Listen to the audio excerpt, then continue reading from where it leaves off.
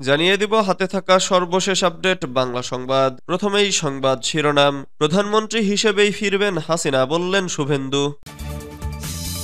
এরপর জানিয়ে দিব মামলা মুক্ত হতে আর কত অপেক্ষা, খালেদা জিয়ার বিরুদ্ধে ৭ ও তারেক রহমানের বিরুদ্ধে এখনো ৩০টি। এদিকে বাংলাদেশের সম্প্রীতি নষ্ট করতে চায় ভারত, বলেছেন আমিনুল হক।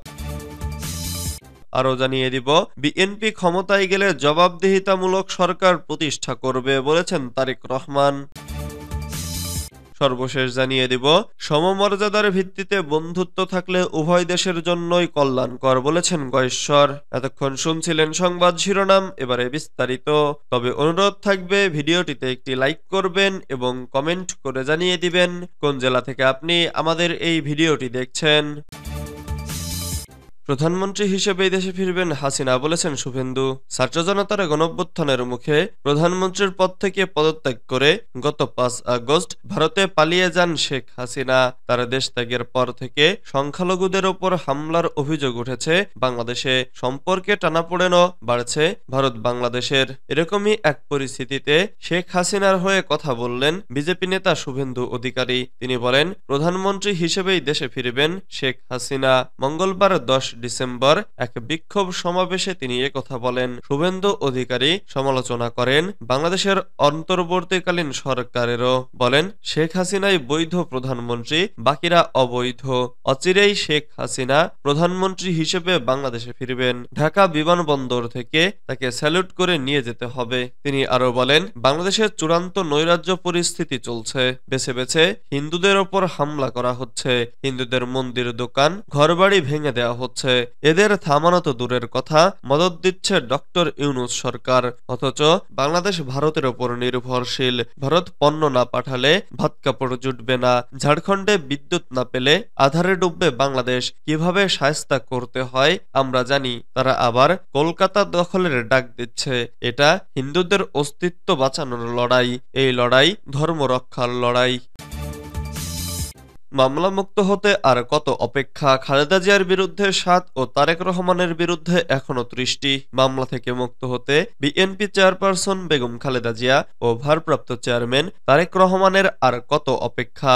অন্তর্বর্তী সরকার ক্ষমতা গ্রহণের পর অনেকে মামলা থেকে খালাস পাচ্ছেন। গত ফ্যাসিস্ট সরকার ১৫ বছরের রাজনীতিবিদ সহ দেশের বিশিষ্ট ব্যক্তিদের নামে অসংখ্য মামলা দিয়েছিল। এসব রাজনৈতিক মামলায় যারা সবচেয়ে বেশি ভুক্তভোগী ছিলেন তারা হলেন বেগম খালেদা জিয়া ও তারেক রহমান। বর্তমান সরকারের ক্ষমতা গ্রহণের ৪ মাস অতিক্রান্ত হলেও এখনো মামলামুক্ত হতে পারেননি বাংলাদেশের সাবেক ৩ বারের প্রধানমন্ত্রী বেগম খালেদা জিয়া ও তার সন্তান। মামলার কারণে দেশান্তরী দলের ভারপ্রাপ্ত চেয়ারম্যান তারেক রহমান। যে কারণে দলের লাখ লাখ নেতাকর্মী ও সাধারণ মানুষের একটাই প্রশ্ন, মামলামুক্ত হতে খালেদা জিয়া ও তারেক রহমানের আর কতদিন অপেক্ষা করতে হবে? বাংলাদেশের সম্প্রীতি নষ্ট করতে চায় ভারত, বলেছেন আমিনুল হক। আমরা একটি অসাম্প্রদায়িক বাংলাদেশ উল্লেখ করে বিএনপির কেন্দ্রীয় ক্রীড়া বিষয়ক সম্পাদক ও ঢাকা মহানগর উত্তরের আহ্বায়ক আমিনুল হক বলেছেন, আমাদের এই দেশে হিন্দু, বৌদ্ধ, খ্রিস্টান, মুসলমান ভাইয়েরা আমরা সবাই বাংলাদেশি হিসেবে কাঁধে কাঁধ মিলিয়ে কাজ করব, সাম্প্রদায়িক সম্প্রীতি বজায় রাখব। পরিবর্তিত পরিস্থিতিতে ভারতীয় গণমাধ্যমে বাংলাদেশকে নিয়ে মিথ্যা ও অপপ্রচার ছড়ানো হচ্ছে। আসলে তাদের উদ্দেশ্য হলো তারা বাংলাদেশের সম্প্রীতি নষ্ট করতে চায়। এর বিরুদ্ধে সবাইকে সতর্ক, সজাগ ও ঐক্যবদ্ধ থাকতে হবে। মঙ্গলবার ১০ ডিসেম্বর বিকেলে রাজধানীর পল্লবীতে সন্ত্রাস, নৈরাজ্য, চাঁদাবাজি, মাদক ও পতিত স্বৈরাচারের দেশবিরোধী সকল ষড়যন্ত্রের বিরুদ্ধে এক সমাবেশে প্রধান অতিথির বক্তব্যে আমিনুল হক এসব কথা বলেন। মিরপুর ১১ নম্বর বড় মসজিদের সামনের সড়কে পল্লবী থানা বিএনপি ও অঙ্গ সহযোগী সংগঠন এ সমাবেশের আয়োজন করে। আমিনুল হক বলেন, গত ১৭ বছর ধরে স্বৈরাচার শেখ হাসিনার সময় বাংলাদেশে হিন্দু ভাইদের ওপরে যত হামলা মামলা হয়েছে সেটা আওয়ামী লীগ করেছিল। তার সঙ্গে বিএনপি কখনোই জড়িত ছিল না। এটা ইতোমধ্যে প্রমাণিত হয়েছে। সাধারণ জনগণ এবং সকল আইনশৃঙ্খলা বাহিনীর ঐক্যবদ্ধ প্রচেষ্টায় মাদককে নির্মূল করা যায় উল্লেখ করে তিনি বলেন, বিএনপির ভারপ্রাপ্ত চেয়ারম্যান তারেক রহমানের নির্দেশনা, বিএনপিতে সন্ত্রাস, নৈরাজ্য, চাঁদাবাজ ও মাদকের বিরুদ্ধে জিরো টলারেন্স দেখাতে হবে।